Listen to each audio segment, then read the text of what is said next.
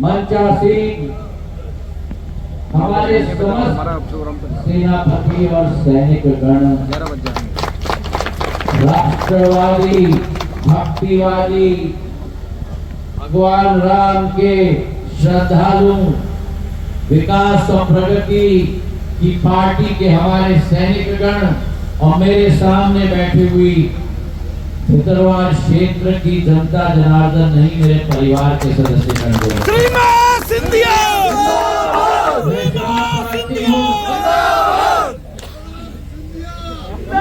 एक डेढ़ घंटे विलंब से मैं पहुंचा हूं, लेकिन एक बहुत विस्तृत प्रवास रहा है। जब भोपाल से शुरुआत हुई, आनोन में कार्यक्रम था, उसके बाद गुना में, उसके बाद अशोकनगर में, उसके बाद मुंगौली में, उसके बाद चंदेरी में, उसके बाद पिछोर में 11:30 बजे रात, और उसके बाद शिवपुरी का प्रस्थान हुआ। आज शिवपुरी में कार्यक्रम होकर शिवपुरी में राम मंदिर में बैठकर अयोध्या धाम की प्राण प्रतिष्ठा, जैसे आप लोग ने शायद भितरवार में देखा था, वैसे हम शिवपुरी में बैठकर देख रहे थे। वहां से कोलारस से करेला, करेला से भितरवार, यहां से मुझे ग्वालियर भी पहुंचना है। ऐसा लग रहा है कि जैसे अभी भी चुनाव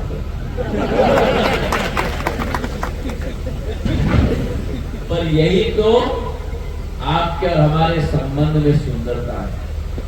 हमारा संबंध दूसरे नेताओं की तरह चुनाव का संबंध नहीं। चुनाव संपन्न होने के बाद भी उतना ही लंबा मेरा प्रवास होता है जितना चुनाव के समय में।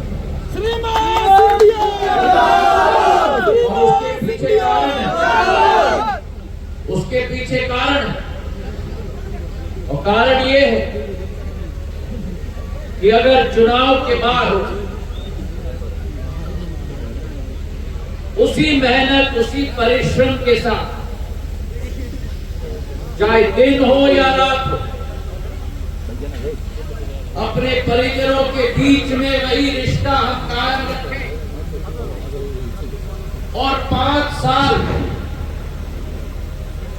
ये कारवां चले, 5 साल ये सफर चले, तो फिर जब अगला चुनाव आएगा, वो चुनाव मैं मानता हूं कि वो स्वतः ही जनता का चुनाव है।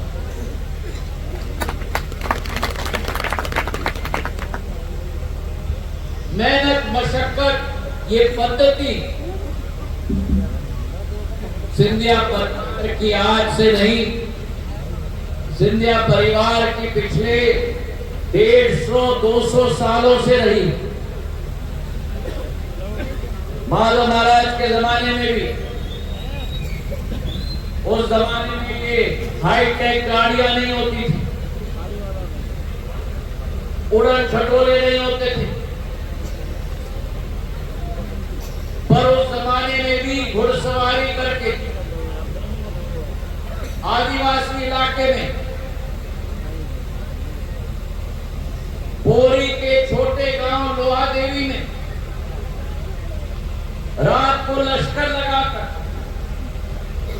आर्मी के कैंप को लश्कर कहते थे पुराने जमाने में, वहां लश्कर लगाकर आदिवासियों के साथ आग के चारों तरफ लहंगी खेलकर रात में टेंट में रात माधव महाराज बिताते थे। तो ये मेहनत, मशक्कत हमारे खून में है, क्योंकि आपके साथ रिश्ता है। और सिंधिया परिवार के लिए परिवार 4-5 लोगों का परिवार नहीं है। सिंधिया परिवार के लिए मतलब आप सिंधिया परिवार के सदस्य हो। तो जितना समय मैं अपने घर में दे पाऊं, बड़े महाराज का नियम था, राजमाता साहब का नियम था, जितना टाइम घर में हम दे पाए उतना ही टाइम अपने परिजनों के साथ भी हमें देना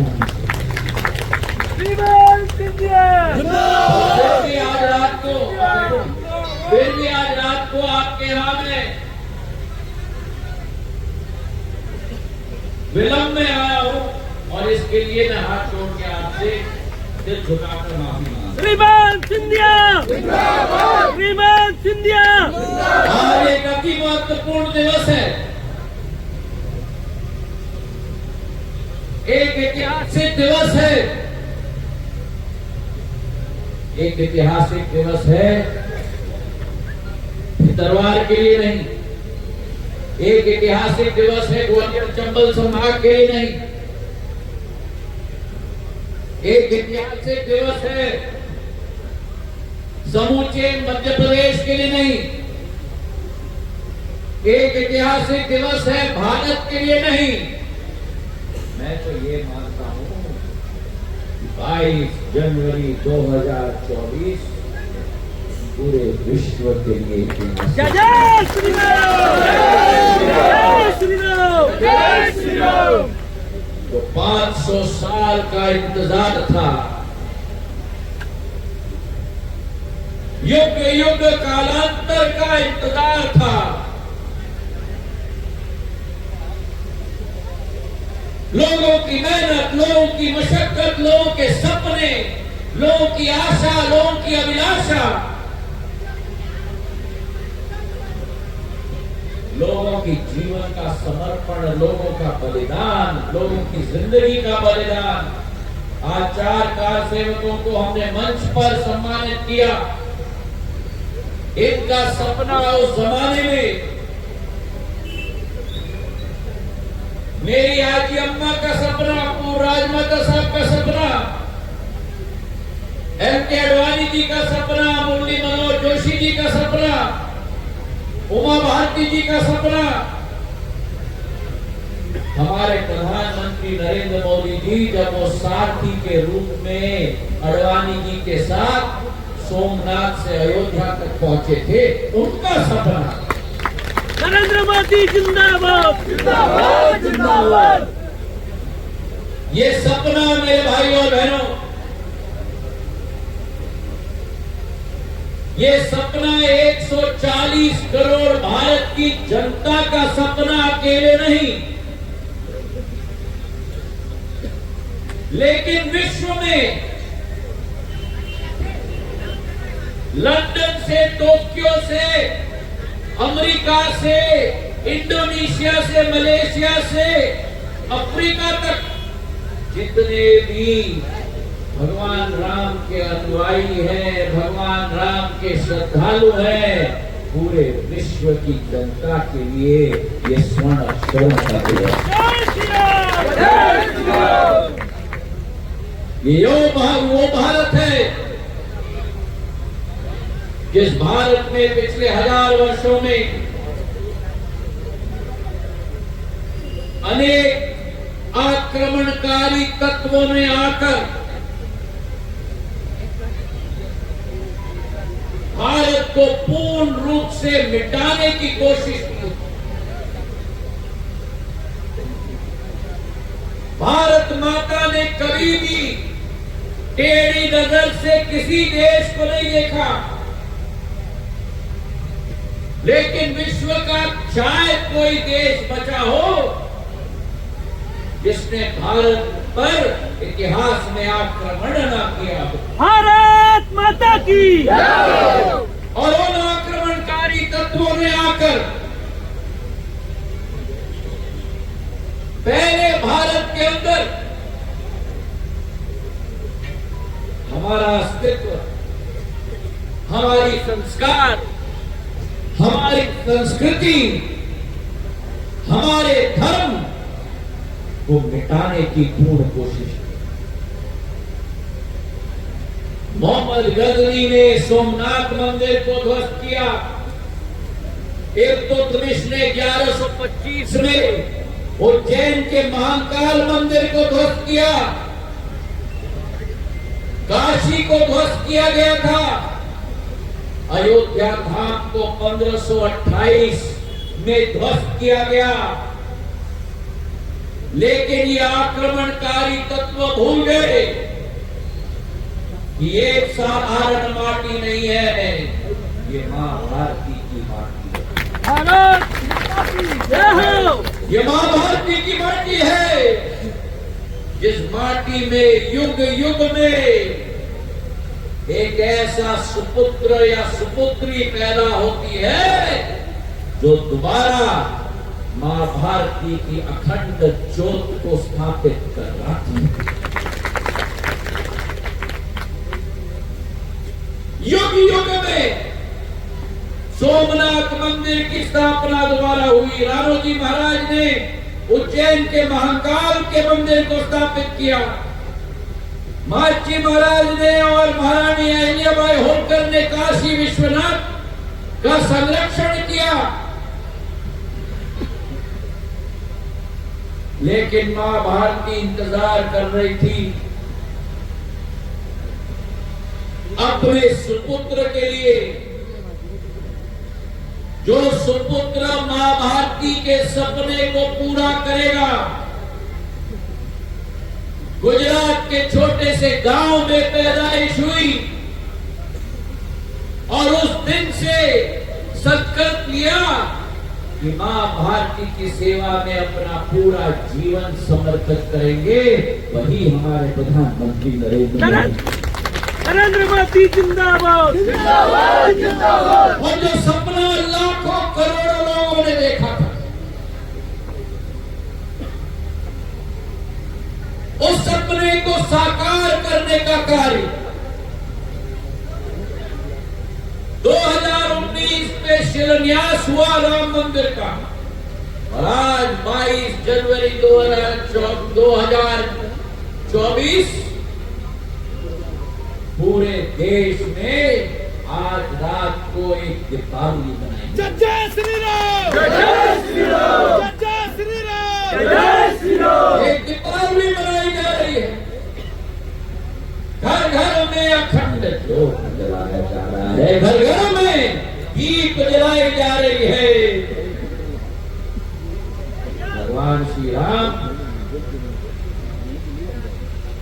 दोबारा अयोध्या पधार चुके हैं। जिस अयोध्या से 14 साल के लिए वनवास के लिए निकले थे, वापस पुष्पक विमान में पधारे थे। आज 500 साल बाद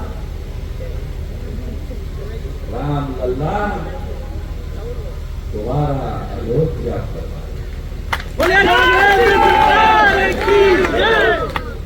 और मेहनत मशक्कत देखो,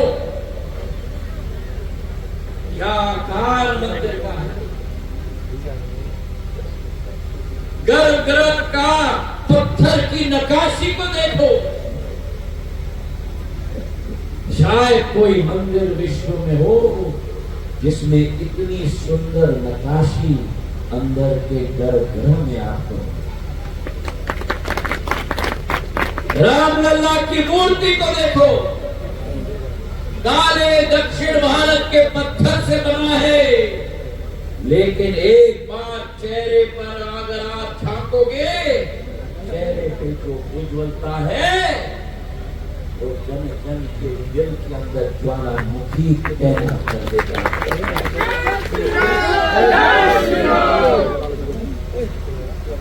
और जिस तरीके से प्रधानमंत्री ने पूजन की,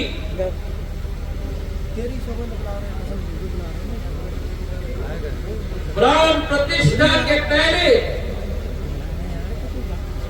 हिंदू धर्म की रीति रिवाज, नियत और नियम को पालन करते हुए प्राण प्रतिष्ठा के पहले साधारण तौर पर 3 दिन का उपवास रखा जाता है। प्रधानमंत्री ने 11 दिनों पे अन्न नहीं छुआ, एक रोटी नहीं खाई, एक दाना चावल नहीं लिया। केवल नारियल पानी और पानी के आधार पर 11 दिन देश के पंत प्रधान ने देश को भी चलाया और हिंदू धर्म की नियम का भी पालन किया। नरेंद्र मोदी जिंदाबाद जिंदाबाद जिंदाबाद। इस मंच पर बैठे हुए कौशल शर्मा जी, इमरती जी, वीरेंद्र जी, मोहन सिंह जी, सीताराम जी, ज्योतिरादित्य सिंधिया जी पिछले 10 दिन आराम से अपने बिस्तर पर लेट के सोए। प्रधानमंत्री पिछले 11 दिनों से फर्श पर लेटे थे, भारत माता की माटी पे सोए। नरेंद्र मोदी जिंदाबाद। और 11 दिन फर्श पर सोकर अन्न को त्याग कर कर केवल नारियल पानी पीकर देश चलाकर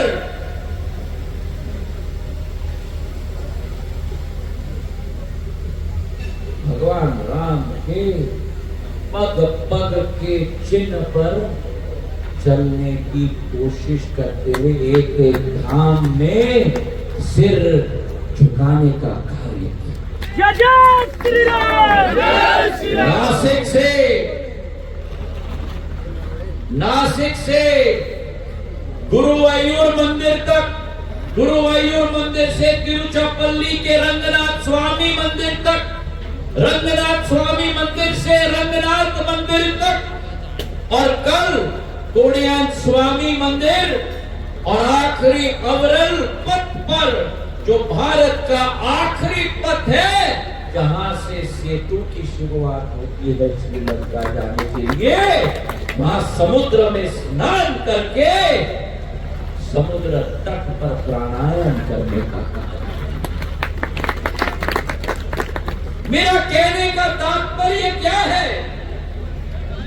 मेरा कहने का तात्पर्य ये है मेरे भाई और बहनों कि मंदिर का शिलान्यास हो गया, मंदिर का लोकार्पण हो गया, लेकिन मंदिर का लोकार्पण अपने आप में अंत नहीं है। मंदिर का लोकार्पण इस बात का आगाज करता है भारत में राम राज्य हमें स्थापित करना।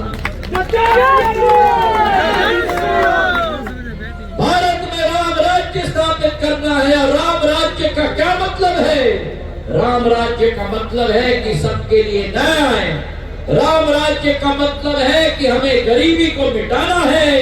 राम राज्य का मतलब है कि नारी शक्ति को सशक्त हमें देश के अंदर करना है। राम राज्य का मतलब है कि सभी को साथ में लेकर समन्वय का वातावरण बनाना है। राम राज्य का मतलब है कि देश को विश्व गुरु के रूप में स्थापित करना। भारत माता की जय। और अगर ये हमारा लक्ष्य है तो आप और हमें, हम सबको अपना योगदान देना होगा। देने को तैयार हो? देने को तैयार हो? क्या वो संकल्प है विकसित भारत का?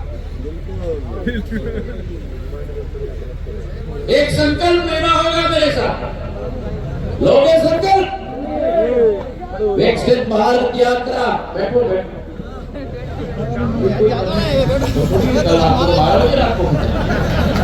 अभी दोहरा रहा है, अभी चिंता मत करो।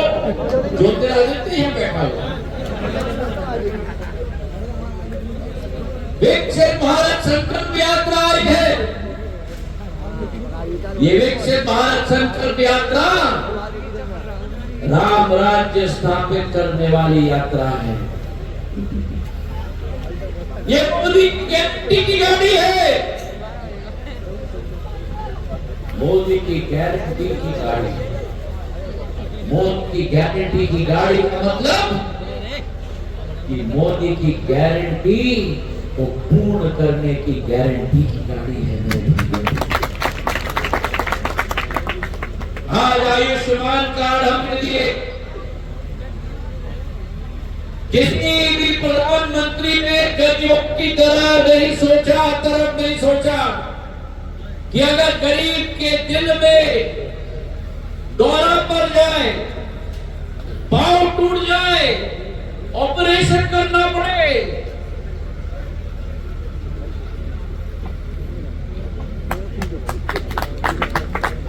5 लाख का स्वास्थ्य का कवरेज ये आयुष्मान कार्ड से गरीब इंसान को दिया जाएगा। प्रधानमंत्री जी के द्वारा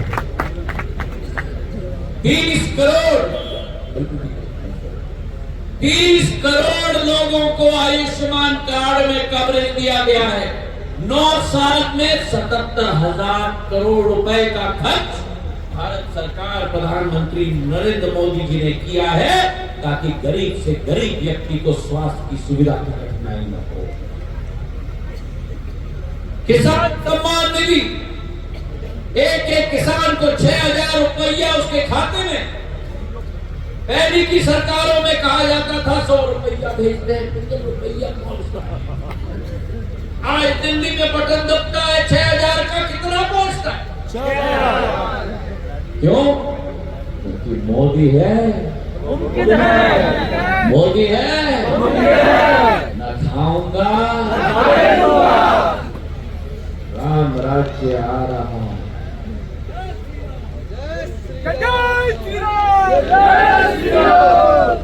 आयुष्मान कार्ड है, किसान सम्मान निधि है, आज मेरी महिलाओं को, मेरी बहनों को, मेरी माताओं को उज्ज्वला गैस का चूल्हा दिया गया,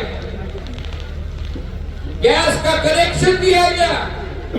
जो महिला लकड़ी का इस्तेमाल करती थी, जो महिला फूक फूक के 2 पैकेट सिगरेट निकलती थी अपने फेफड़े में धुएं की, उसको स्वस्थ वातावरण देने का कार्य प्रधानमंत्री नरेंद्र मोदी ने किया। 10 करोड़ महिलाओं को उज्ज्वला का गैस कनेक्शन। विश्वकर्मा योजना, 65 वर्षों में किसी प्रधानमंत्री ने विश्वकर्मा का नहीं सोचा। लोहार, सुनार, मूर्तिकार, शिल्पकार, बाल काटने वाला, किसी ने नहीं सोचा। 15,000 करोड़ रुपए की योजना, 15,000 रुपया हर विश्वकर्मा की 18 मेहनत कश वर्गों को प्रधानमंत्री नरेंद्र मोदी जी ने दिया। नरेंद्र मोदी जिंदाबाद, जिंदाबाद, जिंदाबाद। ये विकसित भारत की योजना है, ये विकसित संकल्प यात्रा है, ये राम राज्य की विचारधारा है मेरे भाई और बहनों। और मुझे इस बात की खुशी है कि ग्वालियर ग्रामीण में किसान सम्मान निधि में पिछले 50 दिनों में 100 से ज्यादा मेरे किसान जुड़े हैं इस योजना के साथ। लाडली लक्ष्मी योजना में 324 मेरी बच्चियां जुड़ी हैं। आयुष्मान कार्ड में 1,805 लाभार्थी जुड़े हैं। उज्ज्वला योजना में 1,007 लाभार्थी जुड़े हैं। इसका क्या मतलब? इसका मतलब 65 वर्ष आप सरकार के अफसरों के दफ्तर के चक्कर खाते, कुछ नहीं मिलता था, कल आ जाओ, परसों आ जाओ, सही है कि नहीं? अरे नीचे से बोले, सही है कि नहीं? अब आपको सरकार के दफ्तर का चक्कर नहीं लगाना है। मोदी की गारंटी की गाड़ी आ गई है, सरकार आपके चक्कर लगाएगी। ये सरकार तुष्टीकरण की सरकार नहीं है, ये सरकार संतुष्टीकरण की सरकार है। तो आज इस विकसित भारत संकल्प यात्रा में मेरे साथ जुड़कर एक नया संकल्प लेना होगा। मोहन सिंह जी हमारे विधायक हैं, आपने इनको अपना आशीर्वाद प्रदान किया। मैं हाथ जोड़कर आपको प्रणाम करता हूं, धन्यवाद देना चाहता हूं और आपसे सौगंध खाता हूं भितरवार की विकास और प्रगति इनके विधायक बनने के पहले मैंने इनके साथ की थी, आज भी करूंगा और जीवन की आखिरी सांस तक।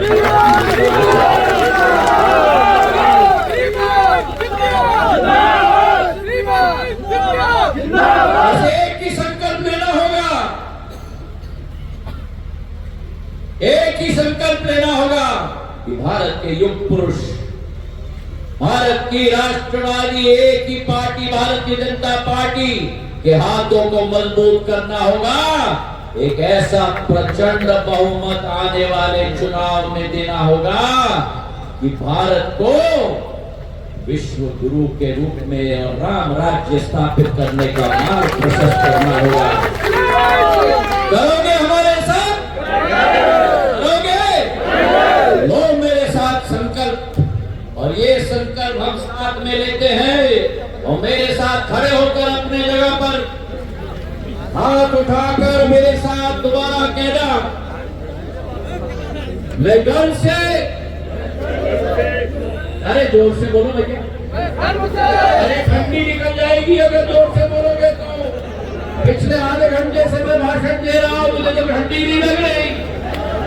बोलो मेरे साथ, मैं गर्व से विकसित भारत की प्रतिज्ञा लेता हूं। मैं शपथ लेता हूं कि भारत को 2047 तक